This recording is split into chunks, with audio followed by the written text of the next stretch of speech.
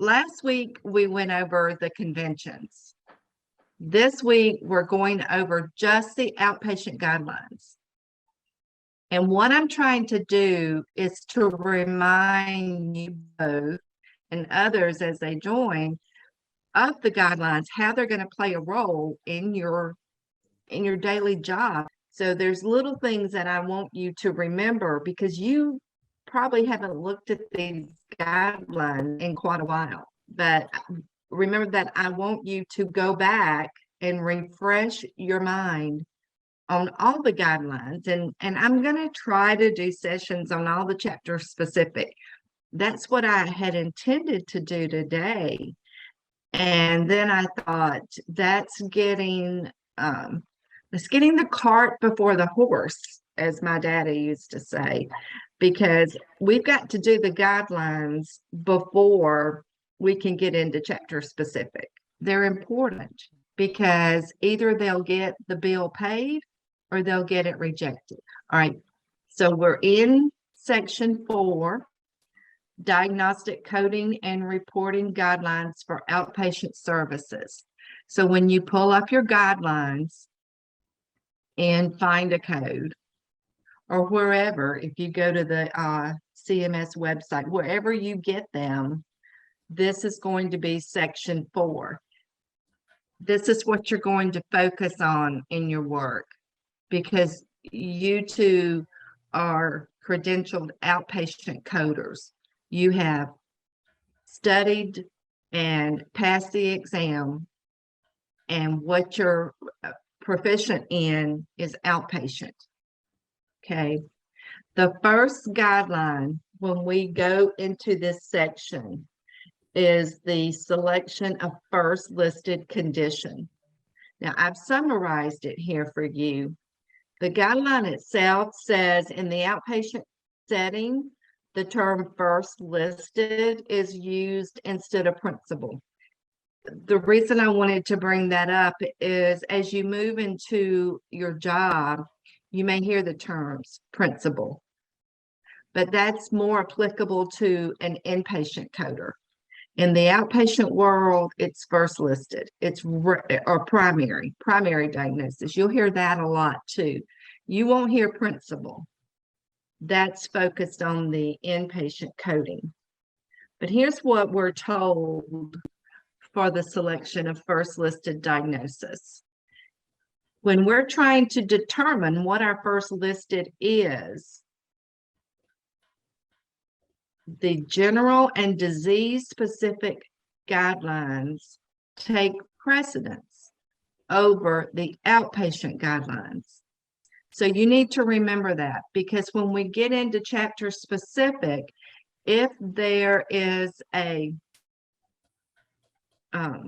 conflict of interest in what the chapter specific is saying and what chapter 4 for the outpatient, we're clearly told at the very beginning of our guidelines that the disease specific, which is our chapter specific, take precedence over these outpatient guidelines. So you want to remember that. And a lot of that applies when you're coding neoplasms and your obstetrics, but those are chapter specific, okay? The first listed condition here that's discussed in the guideline is our outpatient surgery. When a patient comes in for outpatient surgery, which is also called same-day surgery, which is what you all have been coding in the virtual internship, basically, is outpatient surgery. You're going to code the reason for the surgery as your first listed. Why did the patient come in for the surgery? Even if the surgery is not performed because of a contraindication. And what that's telling us is if the patient comes in for tonsillectomy and the blood pressure elevates and they stop the procedure, you're still going to code that diagnosis that brought them in for that tonsillectomy. The example that I've used here, code the reason for surgery, The patient is admitted to outpatient surgery for the repair of an umbilical hernia. Your first listed diagnosis is going to be your umbilical hernia. Okay, so what happens if a patient is admitted for observation? It tells us that when a patient is admitted for observation for a medical condition, we're going to assign a code for that medical condition. What about when a patient presents for outpatient surgery and develops complication requiring admission to observation? You're still going to code that reason for surgery as your first listed. Then you will assign codes for your complication. And you could very well come across that in your coding on your work. The example that I use for medical observation, code the medical condition. The diagnosis is the reason, such as the chest pain, rule out MI. And then I used an example here of a patient admitted for outpatient surgery and develops complication requiring admission to observation. The reason for surgery is the first reported diagnosis, which is what I just read from your guideline. Don't let this one trip you up. Make sure that you make notes because you don't actually have a paper copy, but you can easily make notes in a notebook, whatever form you use to help you remember. But let one section be the conventions that we discussed last week. Make notes on those. The second section, let that be these chapter 4 guidelines.